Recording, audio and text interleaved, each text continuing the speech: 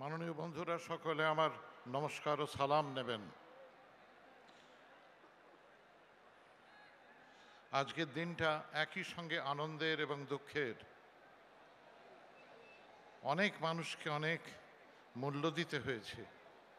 আজকের আমরা যেখানে জমায়েত হয়েছি, যার নেতৃত্বে, তাকেও দিতে হয়েছে। কিছুদিন আগেও বাঙালি মধ্যবিত্ত শ্রেণী, বিশেষ করে যারা শহরের ইংরেজি শিক্ষিত শ্রেণী, তার নামে গালাগাল না দিয়ে কোনো কথা বলতেন না, এখনো বলেন না। তার প্রধান কারণ একটাই, শ্রীমতী মমতা বন্দ্যোপাধ্যায় এমন একটা কাজ করছেন যার ফলে খুব সাধারণ মানুষের কাছে প্রয়োজনীয় সাহায্য পৌঁছচ্ছে, যেটা কোনোদিন যায়নি। ওমা, ওটা তো চাটুর্যে মারুজ্যে মুখুজ্জে সেনগুপ্ত দাশগুপ্তদের পাবার কথা, ওটা হঠাৎ দলিত আর মুসলমানরা পাচ্ছে কেন? এই হলো জায়গাটা। মমতা বন্দ্যোপাধ্যায়ের যে উন্নয়নের সাহায্য করছেন, ওটা সাহায্য না, উনি মনে করেন ওটা ওর কর্তব্য। জনগণের টাকা জনগণের কাছে যাচ্ছে, এটাই হবার কথা, এতদিন হয়নি।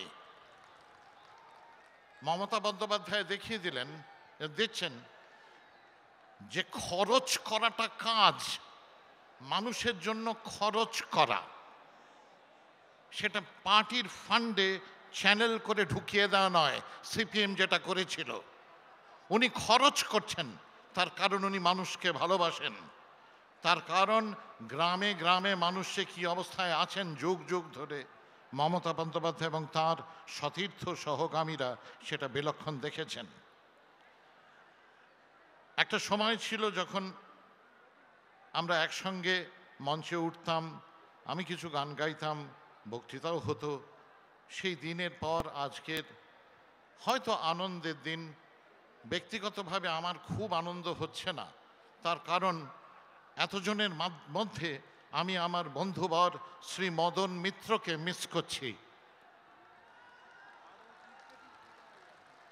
মদনের মতো একটি সুন্দর ছেলে আমি খুব কম দেখেছি।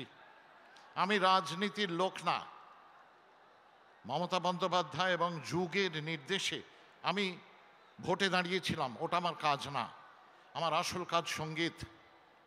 কিন্তু মদনের মতন মানুষ আমি খুব কম দেখেছি।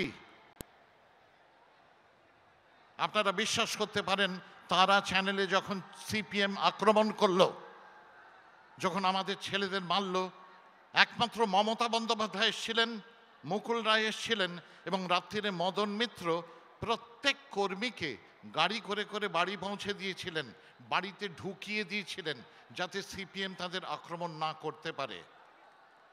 আমি প্রাণপণে আশা করব মদন মিত্র যেন মুক্তি পান। অন্যদিকে আমি জানি এই মুহূর্তে আমি একটা বিরাট ঝুঁকি নিতে চলেছি, কিন্তু আমার কিছু করার নেই।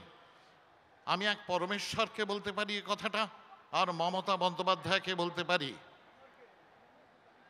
মাননীয় মুখ্যমন্ত্রী, মাননীয় দলনেত্রী, জননেত্রী,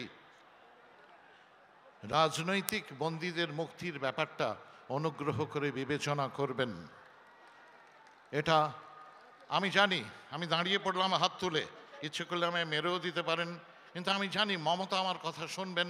তিনি ইতিহাস, আজ থেকে ৩০০ বছর পরে মমতার নামে কিন্তু পুজো আর্চাও হবে, মন্দিরও হবে, এটাই নিয়ম।